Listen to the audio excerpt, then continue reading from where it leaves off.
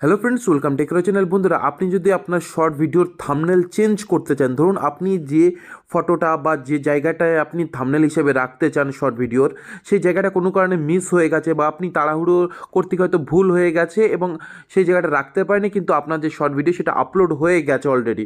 তো সেই আপলোড ভিডিওর বা আপলোড শর্ট ভিডিওর আপনি থাম্বনেল কীভাবে চেঞ্জ করবেন সেটা আজকে আমি আপনাদের দেখাবো। যে ইউটিউব অ্যাপ আছে, সেই অ্যাপটা আপনি ওপেন করবেন। ওপেন করার পর আপনার যে নিচে যে ইউ অপশনটা আছে সেখানে ক্লিক করবেন। ক্লিক করার পর আপনি ভিউ চ্যানেল যে অপশনটা আছে সেখানে ক্লিক করবেন এবং এখানে আসার পর আপনার যে চ্যানেলের হোম পেজ সেটা চলে আসবেন। এরপরে যে শর্ট অপশনটা আছে সেখানে ক্লিক করবেন।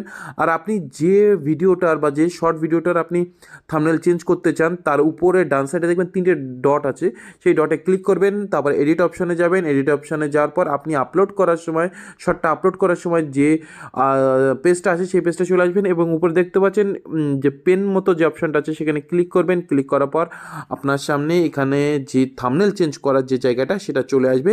আসার পর আপনি উপরে যে সাদা কালারের যে টিক চিহ্নটা আছে সেটা ক্লিক করলেই আপনার যে থাম্বনেল সেটা চেঞ্জ হয়ে যাবে। তো এইভাবে আপনি আপনার শর্ট ভিডিও আপলোড হয়ে যাওয়ার পরেও থাম্বনেল চেঞ্জ করতে পারবেন। তো বন্ধুরা, ভিডিওটা যদি ভালো লাগে তাহলে প্লিজ ভিডিওটাকে লাইক করবেন, শেয়ার করবেন আর সাবস্ক্রাইব করবেন।